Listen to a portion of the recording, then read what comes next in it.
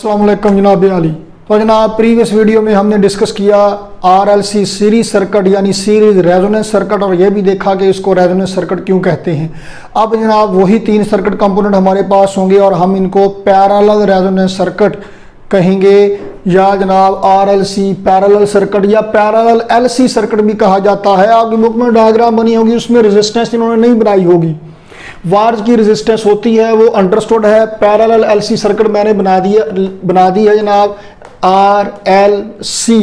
तो जनाब अली अब क्या होगा, अब जब पैरेलल आप सर्किट को डिस्कस करेंगे तो इसमें भी आप तरीकाकार शुरू में वही काम शुरू करेंगे कि हमने जब फेजर ड्रा करना है। आप देख रहे हैं कि अब हम एक ही जगह पे सीरीज रेजोनेंस सर्किट में हमने जनाब 7-8 फेजेस ड्रा किए थे, लेकिन चूंकि वेक्टोरियली हम ड्रा करते हैं और अपनी सहूलत के लिए कॉमन क्वांटिटी को, कॉमन फेजर को हम एक्स एक्सिस पे लेते हैं तो काफ़ी हद तक आसानी हो जाती है और देखने में कोई ज़्यादा रश वाली डायग्राम नहीं बनती।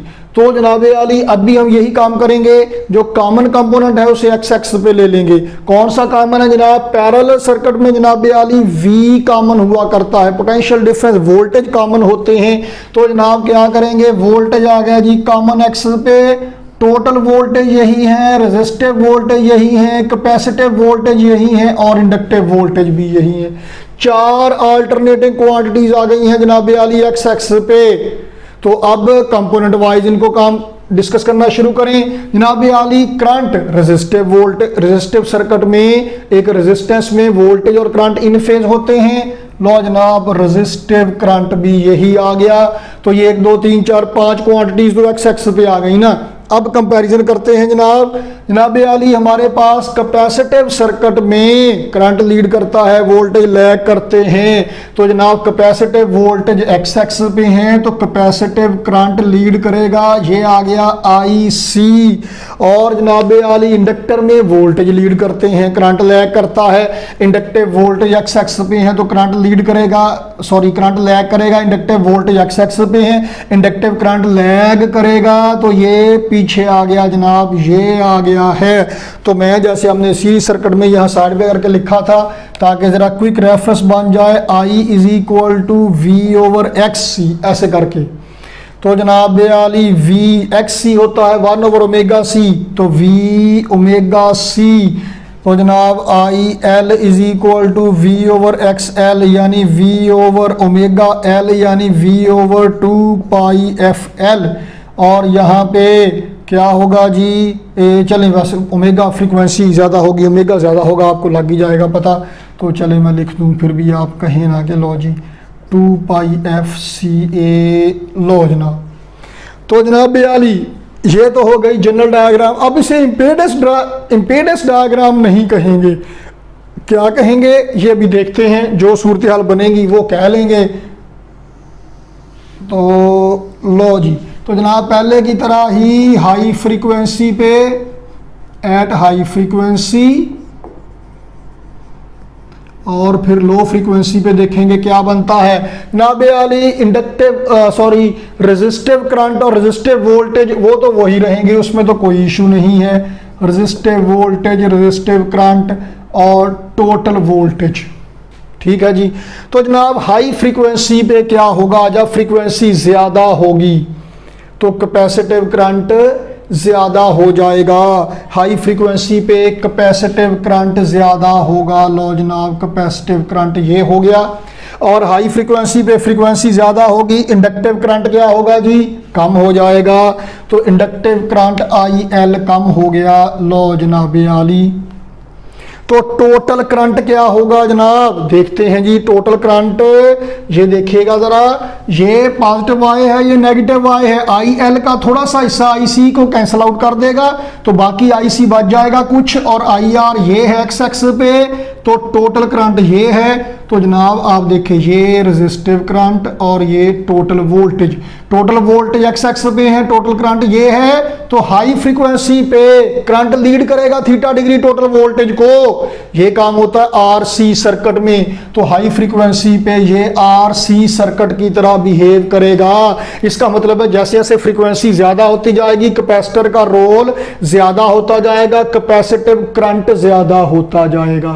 रोल ज्यादा होने का मतलब ये है है कि उसका हिस्सा ज़्यादा हो गया काम में। वोल्टेज तो यहाँ पे है ही कॉमन, सब में पोटेंशियल डिफरेंस तो एक जैसा है। जिसके पास करंट ज़्यादा होगा वो ज़्यादा रोल प्ले करेगा, उसका रोल ज़्यादा होता जाएगा। कैपेसिटिव करंट ज़्यादा होता जाएगा, कैपेसिटेंस का रोल ज़्यादा होता जाएगा। हाई फ्रीक्वेंसी पे ये RC सर्किट की तरह बिहेव करेगा। और जनाब इसमें आप देखिए IR एक्स एक्सिस पे है IR, यहाँ पे मैं ज़रा कि इसको मैं रेज करने लगा हूँ। अब ज़रा इनको बस ये देखें, एक्स एक्सिस पे है जनाब IR, ये IC और IL। तो ऐसा करते हैं कि IR किसके बराबर है जनाब V/R के, IC V/XC, IL V/XL।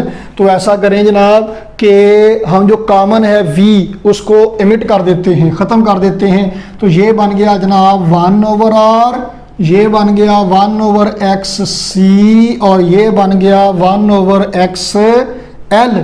ये अब इम्पीडेंस नहीं है, वो RXCXL का वेक्टर सम था। ये 1/R 1/XC 1/XL है। ये रेसिप्रोकल डायग्राम है, ये इसके रेसिप्रोकल हैं, वो भी हम देखते हैं, इसको एक नाम देंगे, अभी ज़रा बाद में देते हैं। तो हाई फ्रीक्वेंसी पे ये क्या होगा जनाब, ये देखिएगा 1/R ये आ गया और 1/XC और 1/XL। तो हाई फ्रीक्वेंसी पे RC का रोल ज़्यादा होता गया, RC सर्किट की तरह बिहेव करेगा। और एट लो फ्रीक्वेंसी क्या होगा जनाब आली, लो फ्रीक्वेंसी पे फ्रीक्वेंसी कम होगी, IC कम हो जाएगा। लो जी IR रेजिस्टिव करंट तो वही रहेगा, टोटल वोल्टेज ये लिखना पड़ते हैं क्योंकि कंपैरिजन करना है टोटल वोल्टेज और टोटल करंट के दरमियान। तो जनाब लो फ्रीक्वेंसी पे क्या होगा, IC की वैल्यू कम हो गई तो ऊपर वाली वैल्यू ज़रा कम हो जाएगी। और लो फ्रीक्वेंसी पे ये नीचे है तो IL की वैल्यू ज़्यादा हो जाएगी। तो जनाब ये वाली वैल्यू ज़्यादा हो गई है। टोटल करंट क्या होगा, अब आप समझ गए हैं कि इधर को होगा ऐसे करके। तो लो फ्रीक्वेंसी पे करंट लैग करेगा, वोल्टेज लीड करेगा, RL सर्किट की तरह बिहेव करेगा। जैसे जैसे फ्रीक्वेंसी कम होती जाएगी इंडक्टर का रोल ज़्यादा होता जाएगा। तो आप देखिए कि सीरीज सर्किट में हाई फ्रीक्वेंसी पे RL की तरह बिहेव हुआ था, यहाँ पे पैरेलल सर्किट में हाई फ्रीक्वेंसी पे RC की तरह बिहेव हुआ है। तो ये आपने ख्याल रखना है, क्वेश्चन पूछा जाएगा कि ये हाई फ्रीक्वेंसी पे किस तरह बिहेव करेगा, लो फ्रीक्वेंसी पे किस तरह करेगा।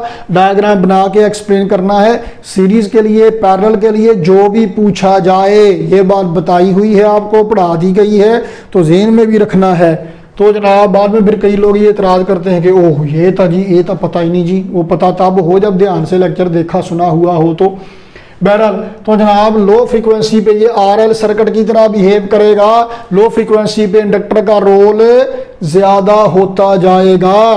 तो मॉडरेट फ्रीक्वेंसी पे यानी कि जनाब आली दरमियानी सी विचकालनी सी फ्रीक्वेंसी पे, जिसे हम रेजोनेंस फ्रीक्वेंसी कहते हैं, रेजोनेंस फ्रीक्वेंसी।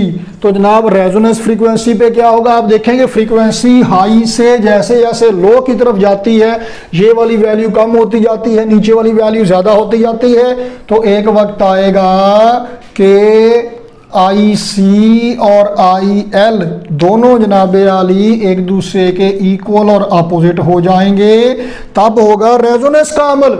और रेजोनेंस पे ऑपरेट करते हुए क्या होगा, ये वाली जो वैल्यूज है IL और IC वाली जो वैल्यूज हैं ये इक्वल और अपोजिट तो है ही, लेकिन ओरिजिनल वैल्यू से कहीं ज्यादा हो जाएंगी, बहुत ज्यादा हो जाएगी। ये रेजोनेंस का इफेक्ट है, एनर्जी एब्जॉर्प्शन मैक्सिमम होगी।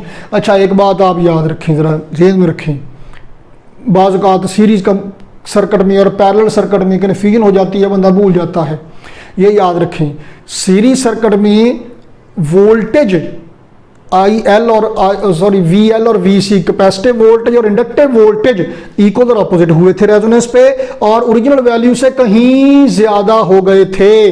करंट पे फर्क नहीं पड़ा था, करंट सीरीज सर्किट में सेम रहता है, वोल्टेज डिवाइड होते हैं। वो ब्रांचेस में वोल्टेज इक्वल और अपोजिट और ओरिजिनल से ज्यादा हुए थे। अब पैरेलल रेजोनेंस सर्किट में वोल्टेज सेम रहते हैं हमेशा, तमाम कंपोनेंट्स में करंट डिवाइड होता है सारी ब्रांचेस में, और ब्रांचेस के करंट, ब्रांचेस से गुजरने वाला करंट अब इक्वल और अपोजिट है, ओरिजिनल वैल्यू से ज्यादा हो रहा है। तो चाहे सीरीज सर्किट हो चाहे पैरेलल सर्किट हो, रेजोनेंस पे ऑपरेट करते हुए वो क्वांटिटी ओरिजिनल से ज्यादा होगी जो डिवाइड हो रही है। सीरीज में वोल्टेज डिवाइड होते हैं, वोल्टेज ज्यादा होंगे, और पैरेलल में करंट डिवाइड होता है, करंट ज्यादा होगा, ओरिजिनल से कहीं ज्यादा हो जाएगा।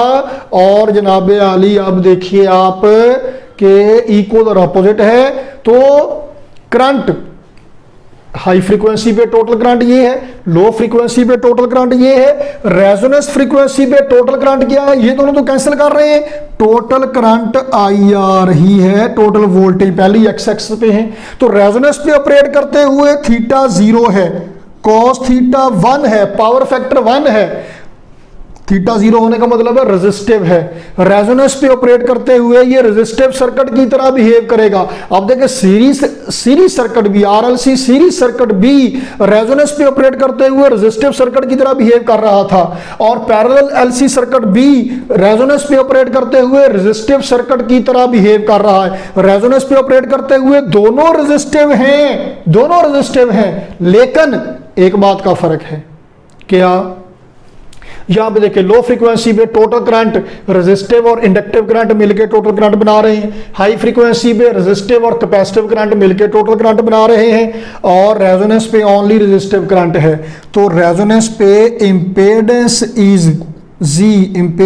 इज रेजिस्टिव करंट, चूंकि रेजोनेंस पे मिनिमम है, impedance is resistive current minimum है, तो अपोजिशन क्या है? ज्यादा।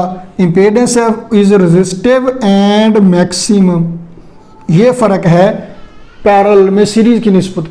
सीरीज सर्किट में रेजोनेंस पे ऑपरेट करते हुए क्या था? Impedance was resistive and minimum. अब इंपेडेंस रेजिस्टिव ही है लेकिन मैक्सिमम है। कैसे अंदाजा हुआ? करंट मिनिमम है।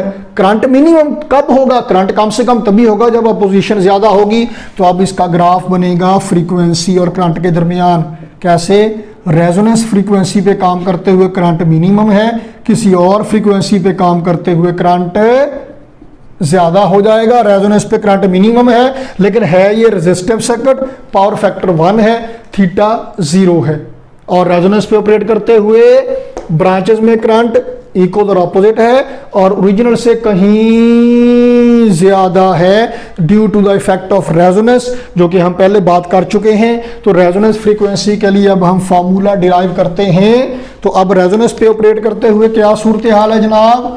आई सी और आई एल इक्वल हैं। तो आई सी क्या है? V over X C. I L क्या है? V over X L. एक दफा फिर याद रखें कि ये जो करंट या वोल्टेज है ये या तो आरएमएस वैल्यू है या पीक वैल्यू है, जो भी आप ले रहे हैं, एवरेज बिल्कुल नहीं है। और जी वी से वी कट गया, 1 over X C is equal to 1 over X L. ये 2 स्टेप एक्स्ट्रा थे। लो जी इससे आगे अब वही है जो काम हम पहले कर चुके हैं। तो जनाब omega is equal to 1 over L C under root, यानी ओमेगा होता 2 पाई एफ, यानी एफ इज इक्वल टू, लो जी रेजोनेंस फ्रीक्वेंसी का फार्मूला वही है जो इसमें है। इसका मतलब क्या है? अच्छा मजे की बात, इसका मतलब ये है नंबर 1 के क्या भला कि चाहे आपके पास सेम रेजिस्टर, इंडक्टर और कैपेसिटर हैं, आप उन तीनों को चाहे सीरीज में जोड़ें चाहे पैरेलल में जोड़ें, रेजोनेंस फ्रीक्वेंसी एक ही है। रेजोनेंस फ्रीक्वेंसी एक ही है, बाकी कैरेक्टरिस्टिक्स में थोड़ा थोड़ा फर्क है जो कि हम डिस्कस कर चुके हैं। पैरेलल सर्किट में रेजोनेंस पे काम करते हुए इंपेडेंस रेजिस्टिव है, उसमें भी सीरीज में भी रेजिस्टिव है, लेकिन पैरेलल एलसी सर्किट में इंपेडेंस मैक्सिमम है, सीरीज में मिनिमम थी। यहाँ पे रेजोनेंस पे काम करते हुए करंट मिनिमम है, सीरीज में करंट मैक्सिमम था। तो कैरेक्टरिस्टिक में 19-20 का फर्क है, कुछ अपोजिट हैं, लेकिन रेजोनेंस फ्रीक्वेंसी की वैल्यू सेम है। ये बात हो गई। और दूसरा, अब ये जो डायग्राम आपके सामने बनाई गई, ये जो 1 ओवर आर, और ये मैं बना रहा हूं, अब पहले मैं रेज कर दूं ताकि कन्फ्यूजन ना हो आपको।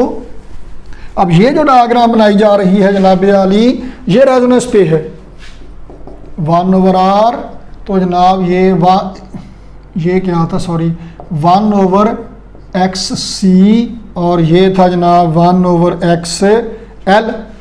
ठीक, ये क्या है, ये मैंने कहा था रेसिप्रोकल डायग्राम है, reciprocal of impedance is, impedance का रेसिप्रोकल होता है जनाब एडमिटेंस।